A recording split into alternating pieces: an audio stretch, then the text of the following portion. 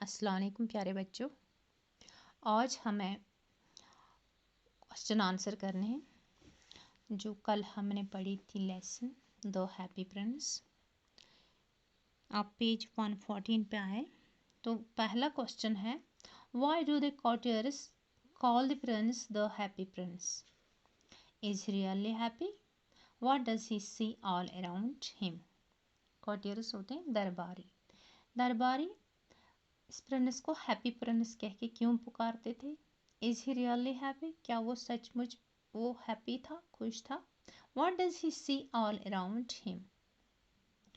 उसने क्या देखा अपने आसपास? कब? जब वो मर जाता है, जब उसका ये स्टेचू नस्ब किया जाता है, तब वो क्या देखता है?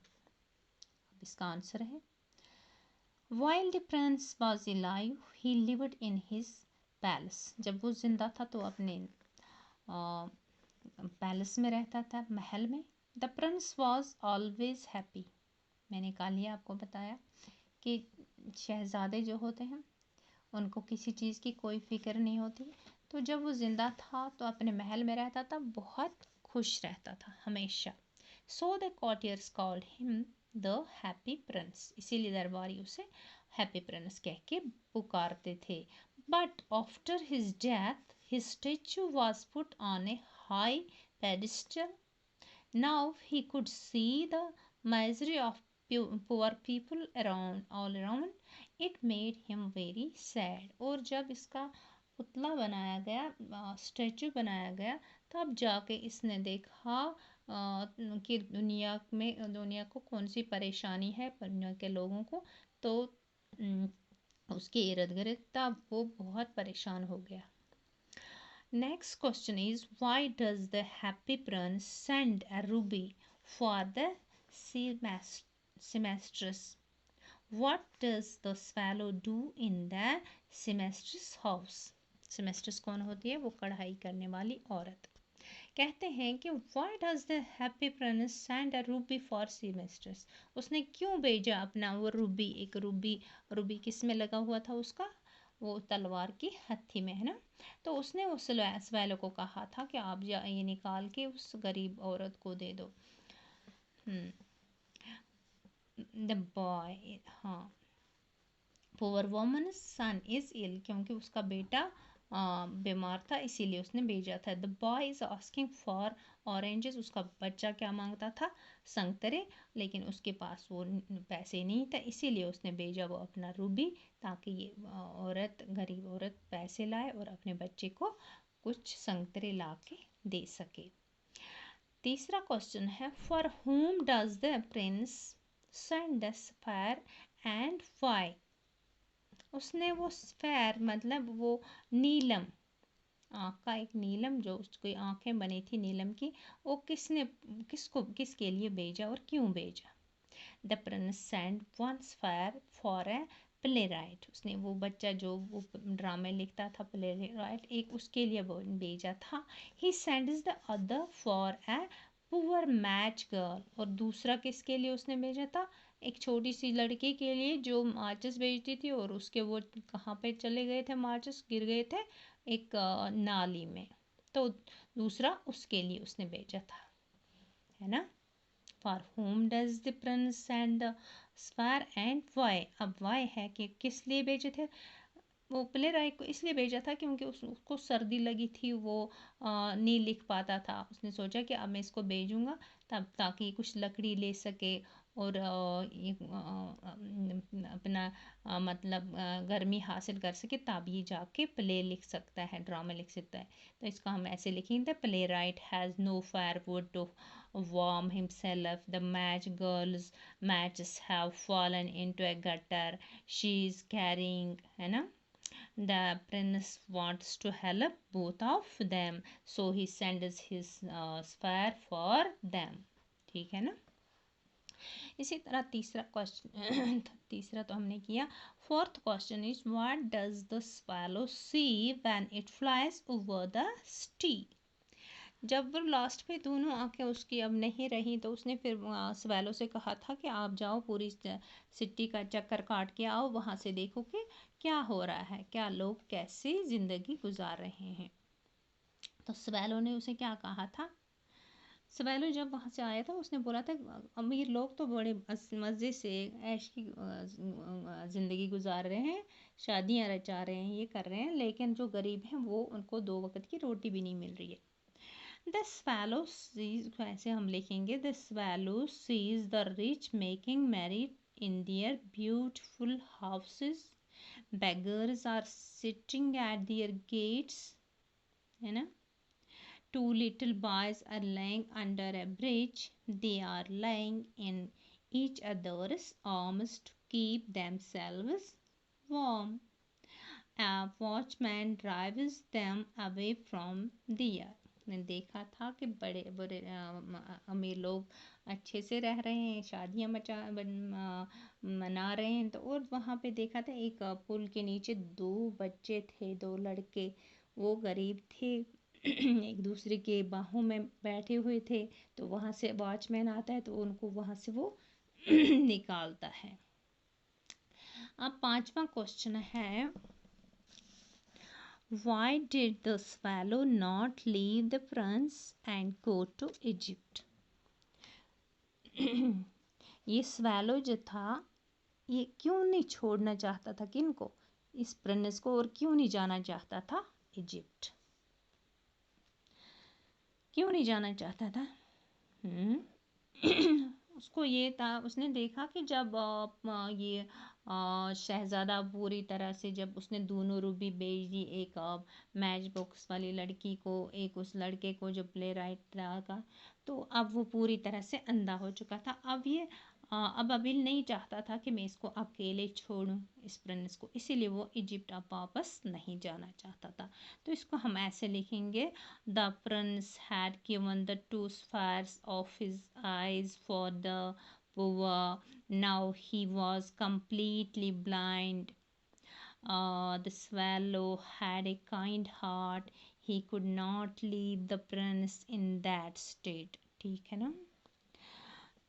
कौन सा क्वेश्चन है? 6th question. Why is the statue of the prince described as looking like a beggar and being no longer useful? Shabash. Why is the statue of the prince described as a looking like a beggar? क्यों कहा गया कि वो जो statue था, मुजस्मा था उस Prince का, वो कैसा लग रहा था, जैसे एक भिखारी, and being no longer useful, वो मेयर ने उसको क्यों कहा था कि उसको हटा दो, अब ये कारामद चीज़ नहीं है, क्यों बोला था, बोल सकते हैं आप? मैंने पहले ही बताया, क्योंकि उसके जो नीलम की आंखें बनाई थी वो भी उसने दे दी थी, और जो उसने लास्ट पे फिर कहा था स्वेलो से जाके आप देखोगे सिटी का क्या हाल है, उसने जब वहाँ कहा कि गरीब बच्चे मर रहे हैं गरीब भूख से, तो उसने उसे कहा था कि मेरे जिस्म पे जो ये पत्तियाँ लगी हैं सोने की, ये भी उखाड़ो उन गरीबों को दे दो। तो लास्ट पे जब वो भी उखाड़ गई तो वहाँ उसका जिस्म क्या पूरा वो रह गया, एक पुतला ही, जिसपे कोई भी चीज़ अब नस्ब नहीं हुई थी, तो वो कोई अच्छा नहीं लगने लगा था। तो इसको हम ऐसे लिखेंगे, the statue of the prince had lost all its gold, ruby and sapphires, है ना, सब कुछ खो दिया था। It look dull and grey, so it was called a useless thing looking like a beggar. वो कैसे लगता था, जैसे कोई भिखारी। ठीक है ना बेटा? आप 7वें क्वेश्चन पे आए। What proclamation does the mayor make about the death of the bird?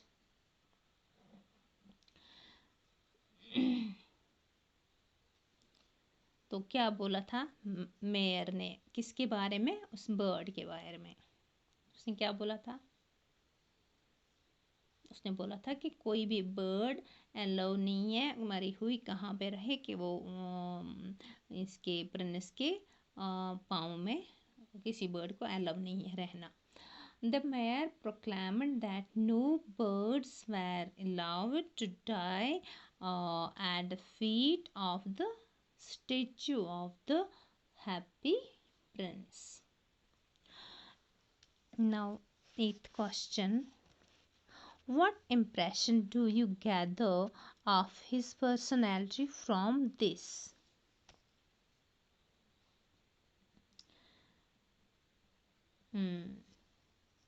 हमें क्या लगता था कि उसकी पर्सनैलिटी कैसी थी, कि इसके मतलब उसका दिमाग, वो कैसा आदमी था, कौन, mayor.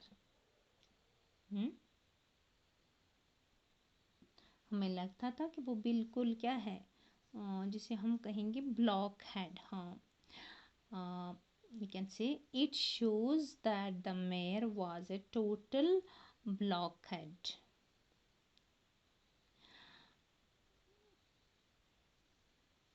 The mayor proclamation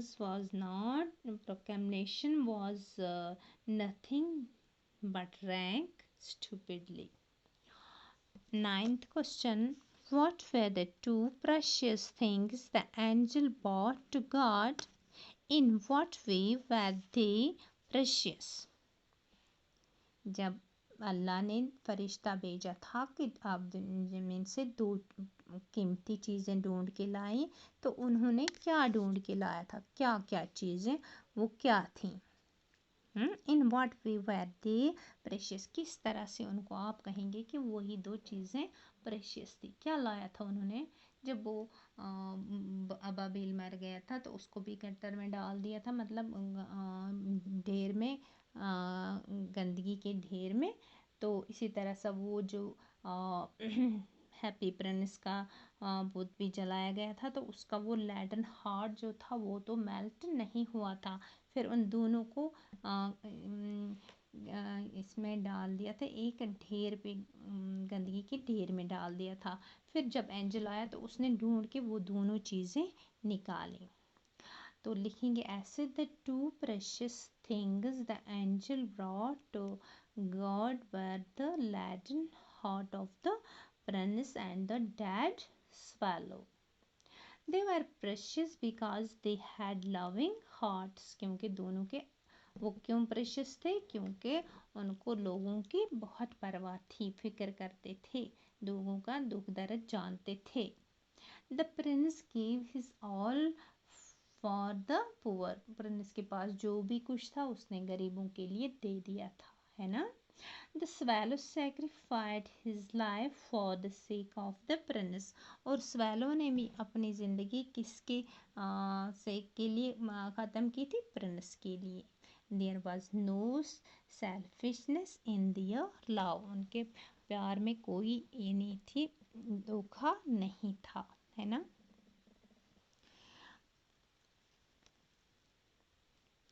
10th question, last वाला हमारा क्वेश्चन है.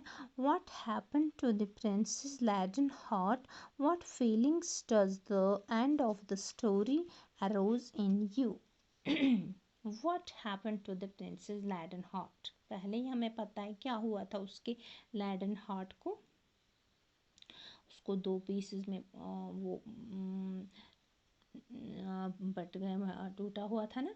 What feeling does the end of the story arose in you, आपको इस स्टोरी के एंड में कैसी फीलिंग्स होती हैं. शाबाश.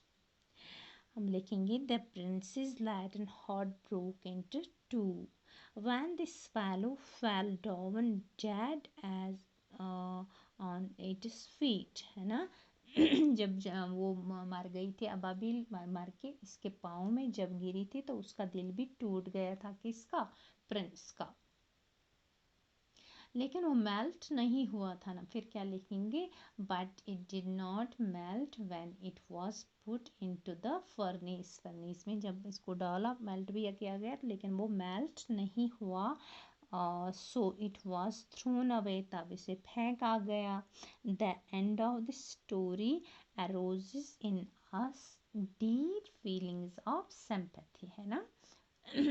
For the poor swallow and the happy prince, उन दोनों के लिए हमारे दिल में बहुत क्या होता है, सिंपैथी, प्यार जगता है। तो बेटा ये थे आज इसके क्वेश्चन आंसर। तो हम आपको मैं एक ही होमवर्क देती हूँ। Use the following phrases in sentences of your own. ये फ्रेजेस हैं, कल हम करेंगे कि फ्रेज क्या होते हैं। इंशाल्लाह फ्रेजेस पर हम कल की लेसन बनाएंगे। तो ये खुद आप देखें, ब्रिंग आउट क्या होता है। ब्रिंग आउट होता है पब्लिश करना कोई। तो इस पे आपको एक सेंटेंस बनाना है। इसी तरह है दूसरा ब्रिंग अप। ये फ्रेजेस हैं, ये मैं आपको कल सिखाऊंगी। ब्रिंग अप होता है लुक आफ्टर, है ना। तो इन पे हमें सेंटेंसेस बनाने हैं। मुझे लगता है आज की लेसन बहुत लंबी हो गई, तो कल इससे आगे करेंगे इंशाल्लाह।